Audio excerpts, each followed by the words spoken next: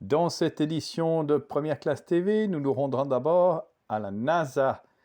La célèbre agence américaine spatiale effectue également des essais en vol d'avions électriques, mais aussi supersoniques silencieux. Nous irons également découvrir les projets d'EasyJet de vol à hydrogène. L'aviation du futur sous toutes ses formes, c'est tout de suite sur Première Classe TV. Vous pensiez que la NASA ne s'intéressait qu'à l'exploration spatiale ?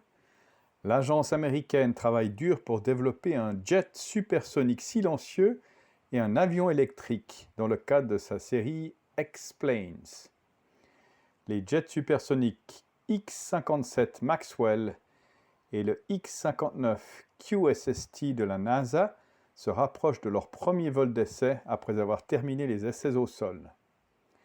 Les avions X de l'agence spatiale ont été lancés en 1944 pour poursuivre la recherche sur les vols à grande vitesse. La série a réalisé de nombreuses premières dans l'aviation, notamment en brisant les barrières de vitesse et d'altitude, en utilisant de nouveaux matériaux et systèmes de propulsion, ainsi qu'en développant des avions hypersoniques.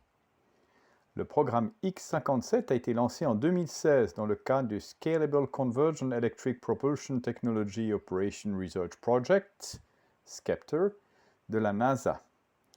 L'acronyme signifie essentiellement le développement d'avions à faible émission propulsés par des moteurs électriques. Le Maxwell, un Tecnam P2006T italien, a été converti l'année dernière en avion électrique en remplaçant ses moteurs Rotax conventionnels par des moteurs électriques fabriqués par Joby Aviation.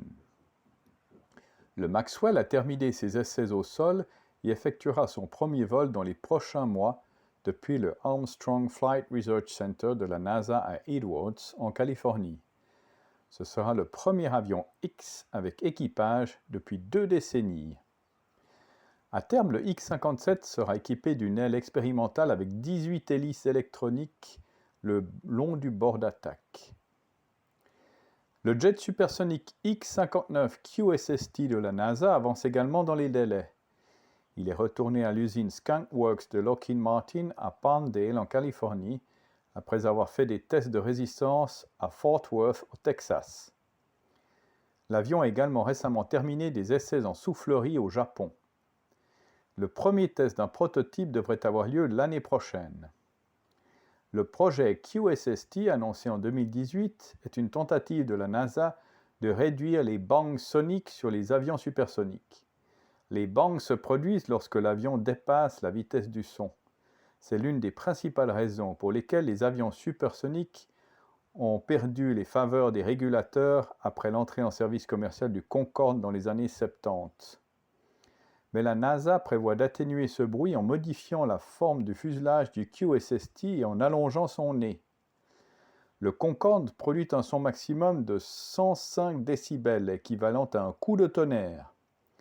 La NASA affirme que le boom du X-59 devrait être d'environ 75 décibels perçus, ou pas plus fort qu'une portière de voiture qui claque. Une fois le prototype final terminé, le X-59 ne devrait pas entrer en service commercial.